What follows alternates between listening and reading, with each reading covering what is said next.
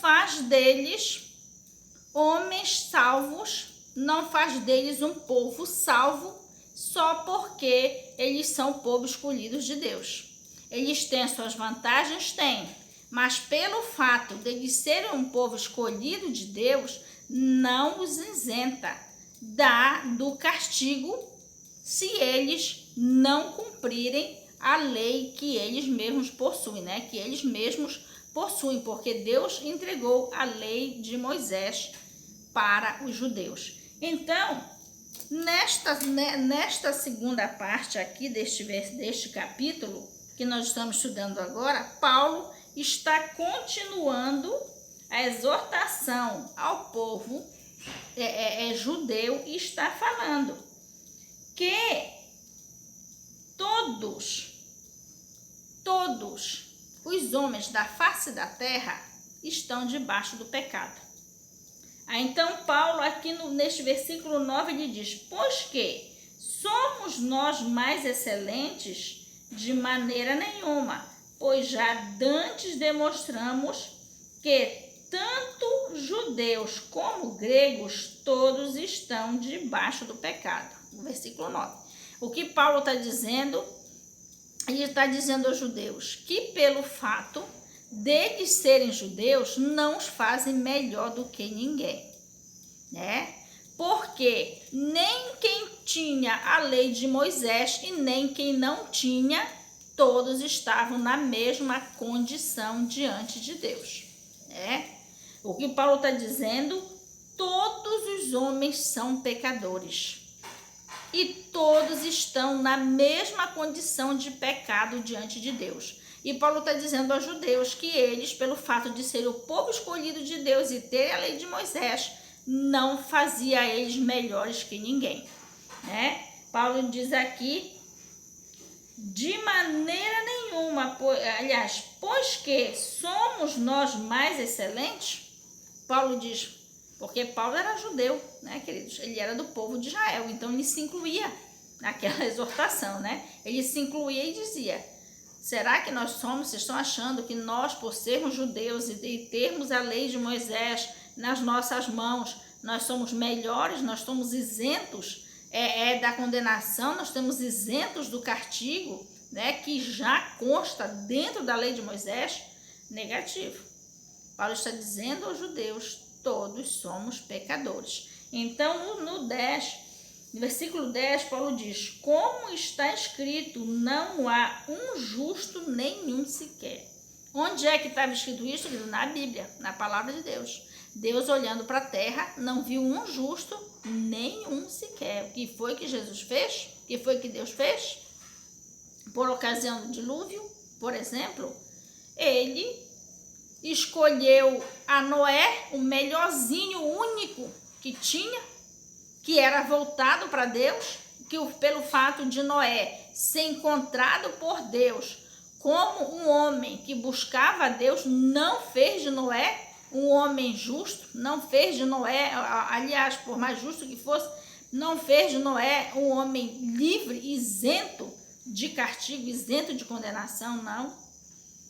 Deus escolheu a Noé porque Noé era justo diante de Deus, ele era aquele que buscava a Deus naquela época único, né?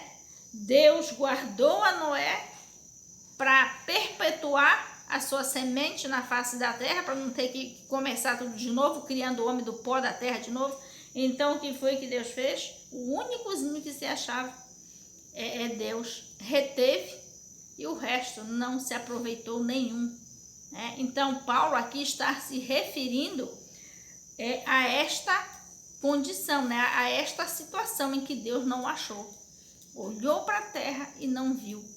Depois daí, Deus olhou de novo e a terra, e assim por diante. Várias vezes Deus olhou para a terra, queridos, e Deus falou que não se aproveitava ninguém. Mas não era nem disto que Paulo se referia exatamente. O porquê? Quando Deus criou o homem, que o homem pecou no Jardim do Éden, toda a humanidade, toda a raça humana pecou junto com Adão. Por quê? Porque naquela época os únicos da raça humana que existia era Adão e Eva, e os dois já pecaram, e todos os que nasceram deles já nasceram embaixo da prática do pecado, né? Não queremos nos aprofundar aí. Então, o que Paulo está falando? Que toda a raça humana está debaixo do pecado. E ele, continuando no versículo 11 ao 18, diz assim: não há ninguém que entenda, não há ninguém que busque a Deus. Todos se extraviaram e juntamente se fizeram inúteis. Não há quem faça o bem, não há nenhum só. A sua garganta é um sepulcro aberto. Com a língua tratam enganosamente, peçonha de áspide está debaixo dos seus dentes, dos seus lábios, cuja boca está cheia de maldição e amargura. Os seus pés são ligeiros para derramar sangue. É do 11 ao 18 que nós estamos lendo. Em seus caminhos há destruição e miséria, e não conheceram o caminho da paz, não há temor de Deus diante de seus olhos.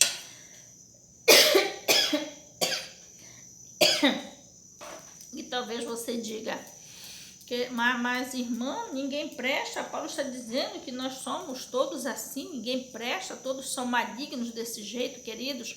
Paulo estava se referindo ao ser humano antes de receber a Jesus, né? Antes de receber o Espírito Santo de Deus na sua vida. O ser humano, antes de receber a Jesus, antes de receber o Espírito Santo que purifica, que limpa, que transforma com o sangue derramado na cruz, o homem se encontra nesta situação.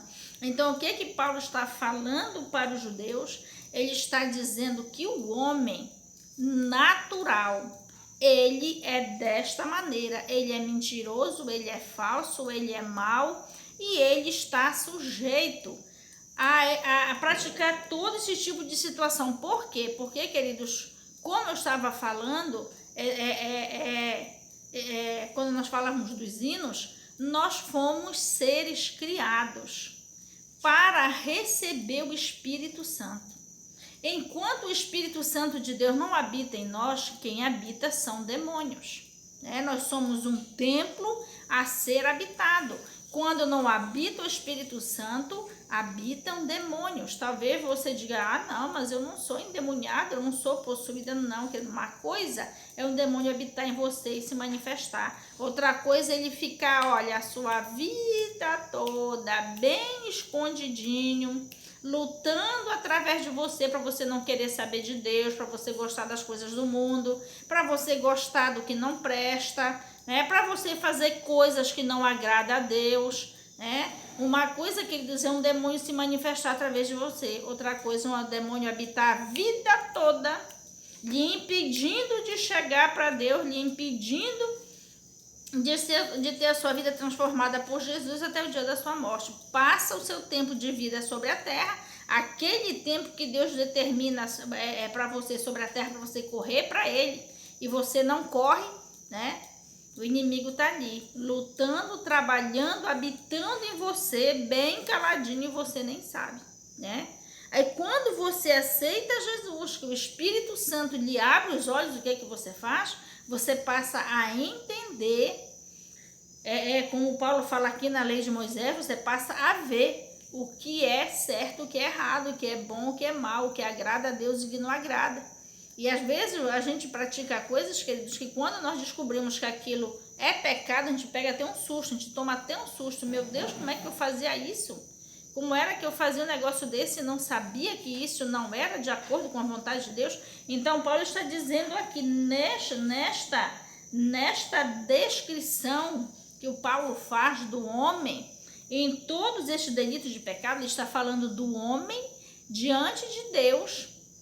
Todo e qualquer homem, não importa quem seja, seja judeu, seja grego, seja crente, seja toda a humanidade. ela está em pecado diante de Deus, necessitando de aceitar a Jesus como seu Salvador e de ser lavado pelo sangue do Cordeiro, né? O sangue de Jesus derramado já na cruz para purificar os nossos pecados. Valendo lembrar, queridos, que o sangue de Jesus derramado na cruz não foi para perdoar os nossos pecados. Muita gente acha que Jesus morreu na cruz para perdoar os nossos pecados. Jesus não morreu na cruz para perdoar os nossos pecados. Isso ele já fazia antes de morrer na cruz, né? O sangue de Jesus derramado na cruz é para purificar os nossos pecados. Tão séria, queridos, é a situação, tão séria é o pecado. Tão sério é a condição do pecado nas nossas vidas, que é necessário que o sangue de Jesus nos lave. Foi necessário que Jesus viesse morrer na cruz do Calvário e derramar o seu sangue para que nós sejamos purificados de todo o pecado. Seja grande, seja pequeno, seja no corpo, na alma, no espírito, nós precisamos ser lavados. Tão séria é a situação do pecado que Jesus teve que morrer na cruz do Calvário para nos purificar, para nos lavar por inteiro, lavar corpo, alma e espírito, para que nós possamos ser salvos. Do contrário, queridos, não seremos salvos. Então, o que Paulo diz aqui? Que o homem, ele pratica todas estas coisas, né? Antes de ele se encontrar com Deus. Mas depois que ele aceita Jesus, se entrega a sua vida nas mãos do Pai, do Filho e do Espírito Santo verdadeiramente, Deus, através do seu Espírito Santo e do sangue do Cordeiro, Deus faz a limpeza, Deus faz a transformação, o convertimento, e não importa que pecado nós tenhamos, o sangue de Jesus nos purifica de todo pecado e nos prepara para sermos salvos. Agora vamos ler, queridos, dos versículos 19 a 20, que diz assim: Ora, nós sabemos que tudo que a lei diz aos que estão debaixo da lei, o diz para que toda boca esteja fechada e todo o mundo seja condenável diante de Deus. O 20 diz assim: Por isso, nenhuma carne será justificada diante dele pelas obras da lei, porque pela lei vem o conhecimento do pecado. Olha que situação. No versículo 19, Paulo está dizendo: Ora, nós sabemos que tudo que a lei diz aos que estão debaixo da lei, o diz para que toda a boca esteja fechada. Ou seja, Paulo está dizendo que a lei, queridos, ela vem mostrar. A lei trazida por Moisés veio mostrar os nossos erros, né? Então, Paulo está falando para os judeus, a lei de Moisés veio mostrar que nós somos pecadores. A lei de Moisés veio apontar o pecado do homem, não importa quem fosse. A lei de Moisés veio mostrar o pecado da raça humana, né? Para que ninguém abrisse a boca diante de Deus e viesse dizer: olha, essa lei é de vocês, essa lei é para vocês, ela está apontando o pecado de vocês e não nós, porque nós não fazemos parte aí desse grupo, dessa religião, dessa igreja, essa lei aí é para vocês. E nem dizer para os judeus: olha, essa lei aqui não é para vocês judeus, é para o pessoal lá do mundo, para vocês não é. Não. Paulo está dizendo aqui que a lei de Moisés veio mostrar a nossa condição diante de Deus. Veio mostrar que todos somos pecadores. Olha o que diz: ora, nós sabemos que tudo que a lei diz aos que estão debaixo da lei, o diz, para que toda boca esteja fechada e todo mundo seja condenável diante de Deus. A lei de Moisés não serviu apenas para os judeus, serviu tanto para os judeus como para o mundo todo. Paulo está dizendo aqui, para mostrar que nós somos pecadores. Já no 20, o que é que Paulo fala? Por isso nenhuma carne será justificada diante dele pelas obras da lei, porque pela lei vem o conhecimento do pecado. O que é que Paulo está dizendo? Esta lei de Moisés, que veio mostrar o pecado, ela não tem o poder de limpar o pecado. A lei de Moisés, ela só veio mostrar que o homem é pecador. Todo e qualquer homem, não importa quem seja judeu, não seja, todos somos pecadores. Mas a lei, ela não serve para nos livrar do pecado. A lei não tem este poder de nos livrar do pecado. Por isso que o povo de Israel, queridos, eles se esforçavam e se esforçam até hoje para ser fiel à lei. Mas sem aceitar Jesus, sem receber do Espírito Santo, não passam de religiosos, né? Porque a lei material não tem. Ela teve o poder de apontar, de dizer que todos somos pecadores e estamos destituídos da glória de Deus. Mas de livrar, de purificar do pecado, a lei não tem essa condição, né? Então, aqui no versículo 20, repetindo mais uma vez, assim, por isso nenhuma carne será justificada diante dele pelas obras da lei, porque pela lei vem o conhecimento do pecado. Paulo está dizendo, não. A lei, ela te mostra o teu erro, mas não tem o poder de te tirar dele. Por quê? O que lhe leva ao erro, queridos? Demônios que habitam em você, né? Forças do mal, força das trevas, que não deixa que você acerte as coisas direito, acerte fazer as coisas direito, embora você queira, né? Aqui adiante nós vamos ler quando o Paulo fala, aquilo que eu quero fazer, isso eu não consigo, mas aquilo que eu não quero, isso eu faço. Por quê? Porque se é o Espírito Santo que habita em você, ele lhe liberta das forças das trevas. Ele dá condição de você não apenas saber o que é pecado, o que não é, como você cumprir, como você conseguir ser fiel a Deus, não praticando aquilo que não é para praticar, né?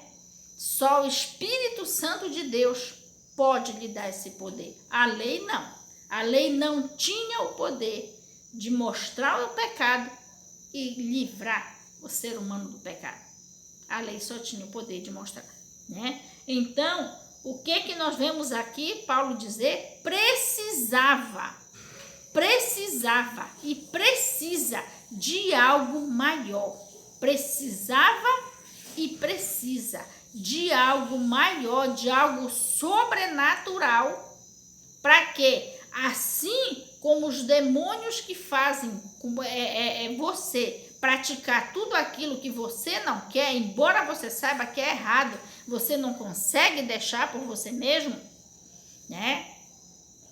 O que era que precisava?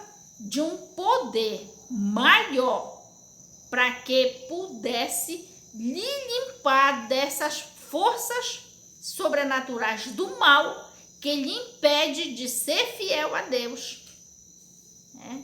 Precisava de algo maior para limpar, para expulsar e lhe possibilitar agora que você consiga ser fiel a Deus, fazendo aquilo que agrada a Deus. A lei de Moisés sozinha não tinha esse poder. E o povo até hoje luta para ser fiel à lei de Moisés. Mas sem a presença do Espírito Santo de Deus é impossível. Então, o que Paulo está dizendo aqui? Que precisava de algo maior, de algo mais poderoso. O quê? O Espírito Santo de Deus. Para isso, o que foi que Deus fez? Trouxe a lei de Moisés e mostrou o que era certo e o que era errado, né? Mas Deus já sabia que a lei de Moisés não era suficiente para que o povo de Israel e todos aqueles que se convertessem ao judaísmo tivesse poder de se livrar do pecado. Deus sabia que seria necessário algo maior, um sacrifício de sangue inocente, para que aquilo que era necessário acontecer com o ser humano para que ele pudesse se livrar do pecado, viesse a acontecer. Deus sabia que só Jesus podia fazer isso. Só Jesus tinha essa condição. Um ser inocente, um sangue limpo e puro, sem pecado, era necessário para que o Espírito Santo viesse sobre a face da terra. Então, o que aconteceu? Jesus deixou a sua glória, entrou na raça humana, se fez homem, iniciou o seu evangelho, iniciou o ministério do evangelho do reino, ele mesmo iniciou. Depois de concluída a sua parte, Jesus morreu na cruz do Calvário, derramou o seu sangue. O único sangue que pode purificar de todo o pecado. E quando Jesus subiu ao céu, ele mandou do Espírito Santo. O que isso significa, queridos? Que para nós nos livrarmos do pecado, só o sangue de Jesus, através da cruz do Calvário, só o sangue de Jesus pode nos purificar. E isto você não vai encontrar em religião, isto você não vai encontrar em vida pagã, você não vai encontrar em evangelho falso, você não vai encontrar se você não tiver uma entrega total e absoluta da sua vida a Deus. Se você não tiver feito esta entrega total e absoluta e buscar a Deus de toda a alma, todo o espírito, de todo o coração, não vai haver esta conexão com Deus na sua vida para que Ele permita que o Espírito Santo venha na sua vida e com o sangue do Cordeiro, o Espírito Santo faça esta limpeza. Aí você diz, mas o sangue do Cordeiro, irmão, o sangue do Cordeiro, como é esse negócio? Como é? E como é que isso vai acontecer, queridos? O sangue de Jesus derramado na cruz possibilitou que o Espírito Santo viesse no mundo.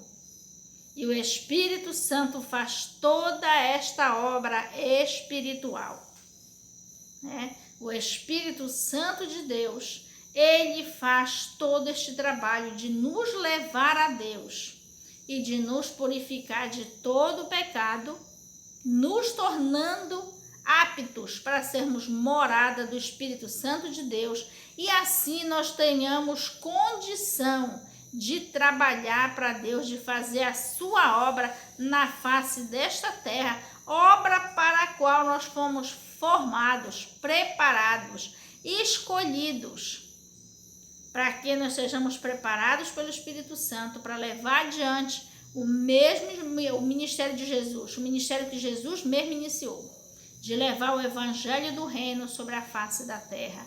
Por isto, queridos, nós estamos neste momento levando adiante o nosso convite dado por Deus, de convidar a todos que desejar no seu coração, para que corra para os braços do Pai, para uma entrega total e absoluta. E deste jeito você for preparado, você ser preparado pelo Espírito Santo, para que você tenha condição de fazer a obra de Deus sobre a face da terra.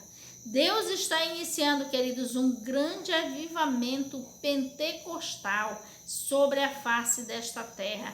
Estamos vivendo os últimos dias e Deus está promovendo o último avivamento, em que muitos vão se converter verdadeiramente a Deus.